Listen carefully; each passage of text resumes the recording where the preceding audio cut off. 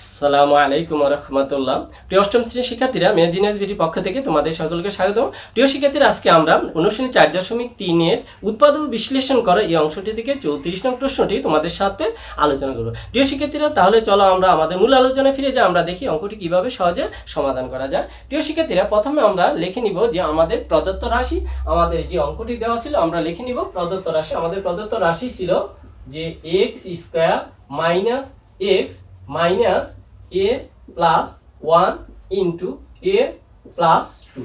প্রিয় শিক্ষার্থীরা, আমাদের প্রদত্ত রাশিটি ছিল এটা। আমরা দেখতে পাচ্ছি যে এখানে a প্লাস 1 এবং a প্লাস 2 দুটি রাশি রয়েছে ব্র্যাকেটের মধ্যে। এই দুটি রাশিকে আমরা এক জাতীয় রাশি করার চেষ্টা করব। এই রাশিটিকে আমরা যদি ভেঙে দিই, এখানে প্রথমে ছিল a প্লাস 1 এবং a প্লাস 2, অর্থাৎ a প্লাস 1 প্লাস 1 যদি করি তাহলে আমরা দুটি রাশি এক জাতীয় হলে আমরা একটি মান ধরে নিতে পারবো। তাহলে আমরা দ্বিতীয় স্টেপে এই রাশিটিকে ভেঙে দেব। আমাদের এখানে থাকবে x² মাইনাস x মাইনাস এখানে ছিল a প্লাস 1, আর দ্বিতীয় স্টেপে ছিল আমরা ভেঙে দিব a প্লাস 1 প্লাস 1। প্রিয় শিক্ষার্থীরা, আমরা এই অঙ্কটি করার সুবিধাতে এই রাশিটিকে আমরা ভেঙে দিয়েছি।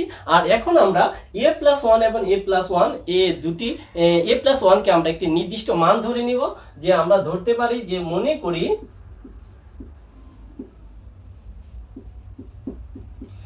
করি a প্লাস 1 ইকুয়াল আমরা মান ধরে নিব p।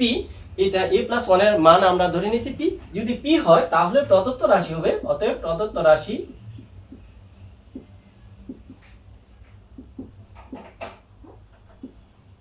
প্রদত্ত রাশি ইকুয়াল প্রদত্ত রাশিটি হবে আমাদের এখানে ছিল x² মাইনাস x, এখানে মাইনাস, এটার মান যেহেতু আমরা ধরেছি a প্লাস 1 এর মান p, তাহলে আমরা a প্লাস 1 এর পরিবর্তে বসিয়ে দিব p।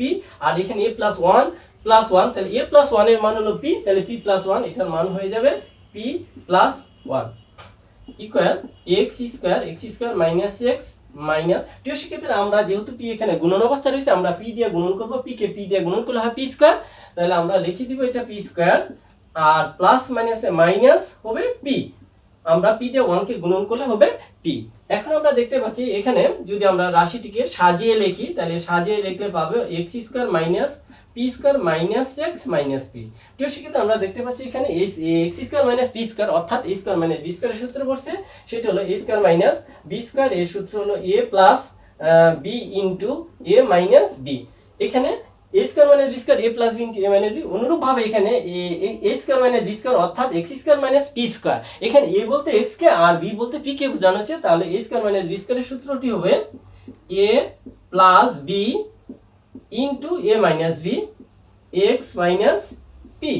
প্রিয় শিক্ষার্থীরা, আমরা এখানে দেখতে পাচ্ছি মাইনাস x আর মাইনাস p। এখানে আমরা যেহেতু কমন যাচ্ছে না, এখানে মাইনাস 1 যদি আমরা কমন নিই, মাইনাস 1 কমন নিলে আমরা পাবো x মাইনাস মাইনাসে প্লাস p।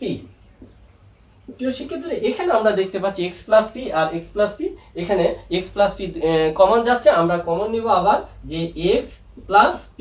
যদি আমরা x প্লাস p কমন নিই আর বাকি থাকে আমাদের এই x মাইনাস p মাইনাস 1।